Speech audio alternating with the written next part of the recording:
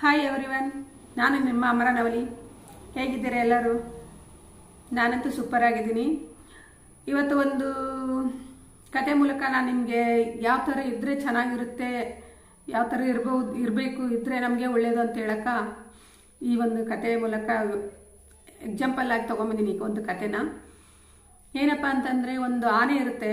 ಆನೆ ಒಂದು ನದಿಗೆ ಸ್ನಾನಕ್ಕೆ ಹೋಗಿರುತ್ತೆ. ತನ್ನ ಸೊಂಡಿಲಿಂದ ತಾನೇ ನೀರು ತಗೊಂಡು ಮೇಲಿಂದ ಕೆಳಗೆಲ್ಲ ಸ್ನಾನ ಮಾಡುತ್ತೆ. ಕೆಳಗೆ ಮೇಲೆ ಹೊಟ್ಟೆಯಿಂದ ಕೆಳಗೆ ಕಾಲುಗಳವರೆಗೂ ಸ್ನಾನ ಮಾಡುತ್ತೆ. ಫುಲ್ ಕ್ಲೀನಾಗಿ ಚೆನ್ನಾಗಿ ಸ್ನಾನ ಮಾಡಿ ವಾಪಸ್ ಬರ್ತಾ ಇರ್ತೈತೆ ದಾರಿಯಾಗ. ಆ ದಾರಿಯಾಗ ಬರೋಕಾರ ಒಂದು ಹಂದಿ ಅಡ್ಡ ಬರುತ್ತೆ. ಆ ಹಂದಿ ಭಾಳ ಕೆಸರಿನಿಂದಾಗಿರುತ್ತೆ. ಫುಲ್ಲು ಎಲ್ಲ ಕೆಸರಾಗೆಲ್ಲ ಉಳ್ಳಾಡಿರ್ತೈತಲ್ಲ ಹಂದಿ ಕೆಲಸನೇ ಅದು, ಕೆಸರಿನಾಗ ಉಳ್ಳಾಡೋದು.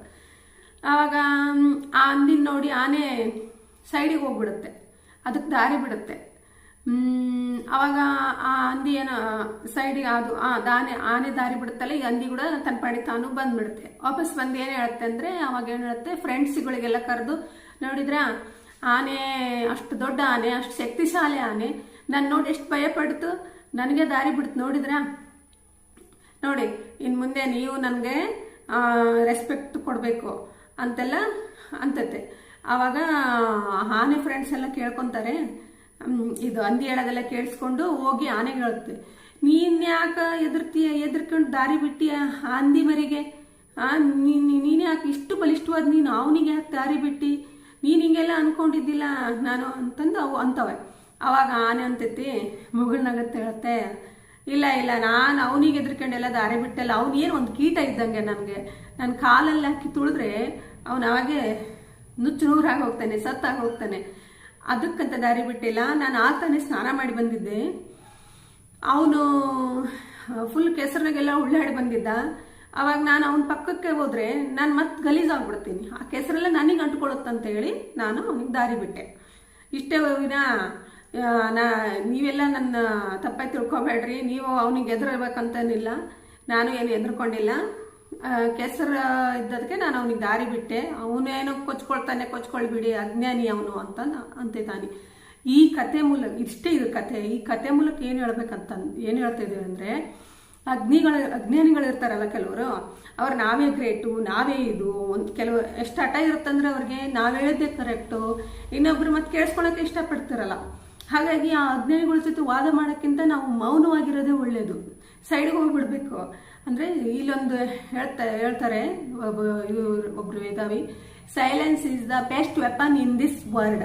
ಅಂದರೆ ಮೌನವಾಗಿರೋದೇ ಈ ಜಗತ್ತಿನಾಗ ಎಲ್ಲದಕ್ಕಿಂತ ಒಂದು ದೊಡ್ಡ ಅಸ್ತ್ರ ಅಂದ್ರೇನೆ ಮೌನವಾಗಿರೋದು ಅಂತ ಹೇಳ್ತಾರೆ. ಹಾಗಾಗಿ ಅಜ್ಞಾನಿಗಳ ಜೊತೆ ವಾದ ಮಾಡಕ್ಕೆ ಹೋಗ್ಬೇಡ್ರಿ. ವಾದ ಮಾಡಿದ್ರೆ ಕೆಸರಿನಾಗ ಕಲ್ಲು ಹೊಸ್ದಂಗೆ, ಕೆಸರಿನಾಗ ಕಲ್ಲು ಚಿಕ್ಕದಾಗ್ಲಿ ದೊಡ್ಡದಾಗ್ಲಿ ಕೆಸರಿನಾಗ ಹೊಸಿತೀವಿ ಅನ್ಕೋರಿ, ಆ ಕೆಸರು ನಮಗೆ ಸಿಡುತ್ತೆ. ಅವಾಗ ಅದನ್ನ ಆ ಕೆಟ್ಟದ ಎಲ್ಲ ಅವ್ರ ಜೊತೆ ವಾದ ಮಾಡೋಕ್ಕಿಂತ ನಾವು ಸುಮ್ಮನಾಗಿರೋದೇ ಒಳ್ಳೇದಂತ ನನ್ನ ಅಭಿಪ್ರಾಯ. ಅದಕ್ಕೆ ಹೇಳ್ತೀನಿ, ಒಳ್ಳೆಯವರು ಇರ್ತಾರಲ್ಲ ಅವ್ರ ಜೊತೆ ವಾದ ಮಾಡಿ ಗೆಲ್ಲೋದು ಒಳ್ಳೇದು. ಅಜ್ಞಾನಿಗಳ ಜೊತೆ ವಾದ ಮಾಡೋಕೆ ಆಗೋದೇ ಇಲ್ಲ ಇವಾಗ ಸದ್ಯಕ್ಕಿರೋ ಈ ಸಿಚುವೇಶನ್ಗಳಲ್ಲಿ ಅಂತಾರೆ, ನಿಜ ಅಲ್ವಾ?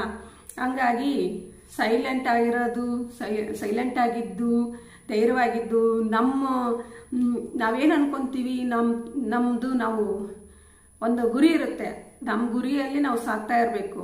ಇನ್ನೊಬ್ಬರಿಗೆ ನಮ್ಮ ಬಗ್ಗೆ ಏನು ಹೇಳೋದು ಅವಶ್ಯಕತೆನೂ ಇಲ್ಲ ಅಂತ ಹೇಳ್ತೀನಿ.